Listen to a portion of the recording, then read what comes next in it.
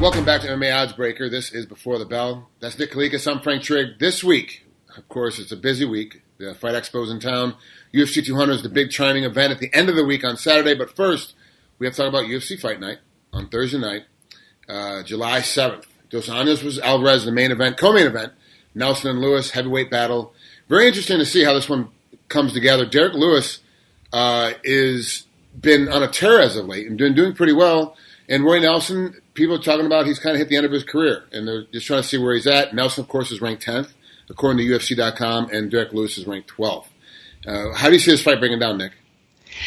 Both these guys obviously extremely dangerous. I mean, both these guys have a path to victory for sure, and it could end any moment, with as much power as they have. But overall, I think that even though Nelson is aging and he's probably on the decline of his career, I think he still does have an advantage in this spot, just stylistically how they match up. I mean, he's definitely a heavy hitter. We all know that. He's got kind of, I think, still probably the better chin, even though, again, he's hitting that kind of decline type of spot because Lewis has been knocked out. And definitely Roy Nelson has enough one-punch knockout power to catch that chin and put him out as well. Nelson is not going to be the easiest guy to take down and control, and I think that's kind of what Lewis does best, right? When the fight hits the ground, he's able somehow, some way to scramble and get top position to drop some serious leather on his opponents, and he does damage that way.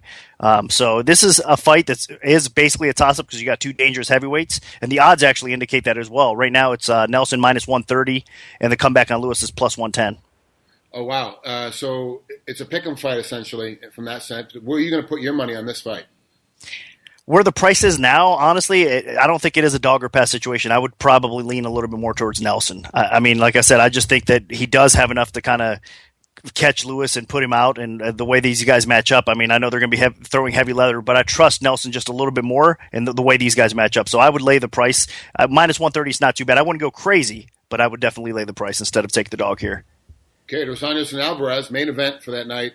Incredible. The champ, of course, Rafael Dos Anjos, number 2 ranked, Eddie Alvarez. Took a long time to get Alvarez finally over to the UFC. Now that he's there, he is making a huge impact right away.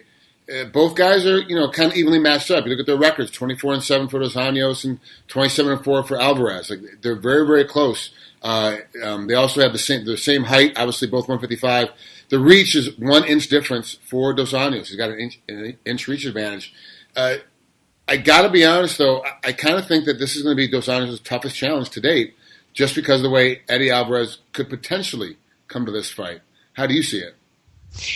I think it is closer than the current odds indicate for sure. I mean, you got to give the advantage to RDA. That's why he's coming in as a decent favorite here. Right now, looking over at 5 dimes, it's minus 345 for RDA, and the comeback on Alvarez is plus 285. So he's just over a 3-1 dog, or favorite, I should say. RDA is the favorite, and Eddie Alvarez coming in as the underdog. And I think it's fair. It might be a little bit too high, like I said, because I think Alvarez is going to show up here. He's obviously been training his butt off. He said he's had over like 150 sparring sessions to prepare for this fight, which is crazy. I think in real-time sparring. I mean, that's a little bit much, but anyway, I think he's going to be a problem for RDA in a lot of ways because his wrestling is a thing that I think a lot of people are going to underestimate maybe in this fight. RDA definitely has good takedown defense, and his wrestling is actually underrated at times as well. But I think Eddie Alvarez is going to come up with a game plan to try to slow the pace of this fight down, kind of make it an ugly fight, maybe pin him up against a cage. If he does that sort of thing, he could pull off the decision win here, I think. It's going to be hard to finish RDA, but I think he could maybe steal 3 out of 5 rounds. So that's where the tough spot is. But overall, looking at who the better fighter is right now, I mean, RDA has been on a tear. Dos Anjos is definitely legit. I think he is the better striker here. Eddie Alvarez is going to have to deal with some leg kicks that are vicious from RDA. And again, the wrestling's interesting. I mean, we're not really sure who's going to have the true advantage in the cage once they step in there as far as the pure wrestling aspect goes. But then again, the jiu-jitsu, you got to favor almost RDA, even though both those guys are game as well. So I think all signs indicate RDA should come through in this spot. But man, it's hard to lay that juice. And I actually want to add one more thing in there. I forgot about the 150 rounds of hard sparring that he did to get ready for this. That's far too many rounds. And now that we know, doing the research on brain trauma and concussions and things of that nature, even if he doesn't get hit super hard, there's been more than enough rounds for Eddie Alvarez to get tapped a little bit every time going in.